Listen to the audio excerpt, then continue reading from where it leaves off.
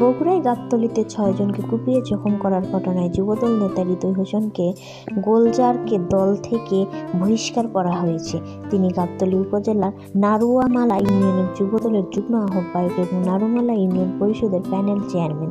গাবতলী উপজেলার যুবদলের আহ্বায়ক আরিফুর রহমান মজনু এ তথ্য নিশ্চিত করেছেন। আরিফুর রহমান মজনু জানান, দলীয় শৃঙ্খলা ভঙ্গের অভিযোগে ২১ জানুয়ারি জেলা যুবদলের সভাপতি ও সাধারণ সম্পাদকের নির্দেশনা কর্মে হৃদয় হোসেন গোলজারকে দলের প্রাথমিক সদস্য পদ সহ দলীয় পদ থেকে বহিষ্কার করা হয়েছে। ১৮ জানুয়ারি গাবতলী উপজেলার চাকলা গ্রামের বেলুজ মণ্ডলের বাড়িতে আব্দুল হান্নান নামের এক ব্যক্তিকে আটকে রাখা হয়েছে। হান্নানের পরিবারের লোকজন তাকে উদ্ধার করতে এলে যুবদল নেতা হৃদয় হোসেন গোলজার তার সহযোগীদের নিয়ে সেখানে হাজির হন। দুই পক্ষের মধ্যে কথা কাটাকাটি এক পর্যায়ে হান্নানের পরিবারের ৬ জনকে ধারালো অস্ত্র দিয়ে কুপিয়ে জখম করে হৃদয় হোসেন গোলজার ও তার সহযোগী। এ ঘটনায় ওই রাতের হান্নানের ভাই জিল্লুর রহমান বাদী হয়ে হৃদয় হোসেন গোলজারের ৫ জনের নামে গাবতলী মডেল থানায় মামলা করেন। গাবতলী মডেল থানার ভারপ্রাপ্ত কর্মকর্তা ওসি আশিক ইকবাল বলেন, ঘটনার পর থেকেই হৃদয় হোসেন গোলজার ও তার সহযোগীরা